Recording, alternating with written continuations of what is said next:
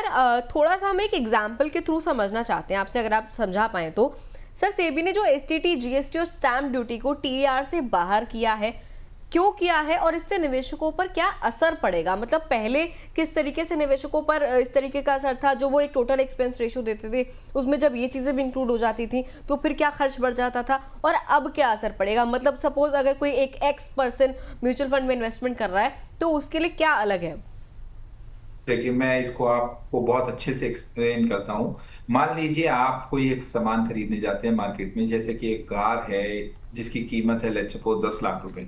अगर उस पर कोई जीएसटी पहले लगता था खरीदते हुए, मान लीजिए थोड़ी देर के लिए वो 18% है, इसका मतलब आपको उस 1 लाख रुपए पे 18% का जीएसटी पे करना है। इसका मतलब सॉरी, 10 लाख रुपए पे 18 लाख, मतलब 1,80,000 रुपए से उसकी कॉस्ट बढ़ गई है।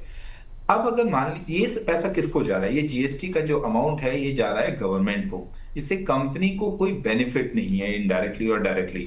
थोड़ी देर के लिए अगर ये 18% माइनस हो जाए, जो कि जो कंपनी, जो मैन्युफैक्चरर है, जो गाड़ी बना रही है, उसको पहले भी इसका कोई फायदा नहीं मिल रहा था, लेकिन ये 18% कम होने से इसका सीधा सीधा फायदा मिला इन्वेस्टर को, कि उसको अब 10 लाख रुपए ही देने हैं, अब उसको 11,80,000 रुपए उस गाड़ी को खरीदने के लिए नहीं देने हैं।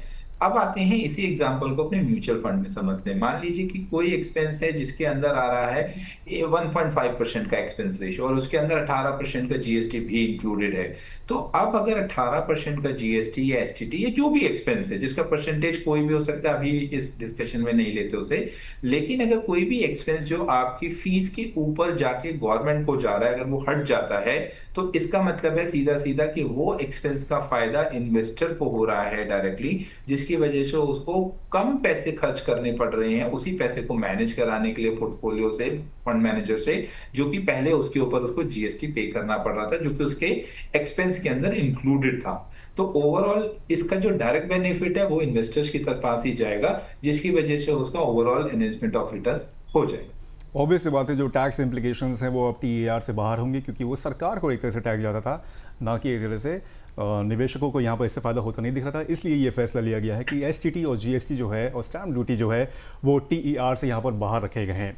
सर दोबारा उसी पे एक सवाल मेरा ये आपसे पूछना चाह रहा था कि सर लॉस को कंपनसेट करने के लिए, जैसे कि जो मैनेजर्स अब यहाँ पर होंगे, जो फंड मैनेजर्स वगैरह जो होंगे, वो क्या स्ट्रैटेजी अपना सकते हैं? क्या उनकी जो quality of selection of stocks वगैरह जो होती है उसमें कुछ फ़र्क आएगा? क्वालिटी प्रभावित तो नहीं होगी इससे? नहीं अभिषेक जी, बिल्कुल भी नहीं। क्योंकि देखिए, फंड मैनेजर्स का एक बहुत ही अच्छा सिस्टम प्रोसेस है। वो कहते हैं कि हम जो भी चीज परचेज करेंगे वो क्वालिटी परचेज करेंगे। इन्वेस्टर्स के लिए वो कंपनी अपने पोर्टफोलियो में खरीदेंगे जो फ्यूचर में उनको अच्छा रिटर्न जनरेट करेगी।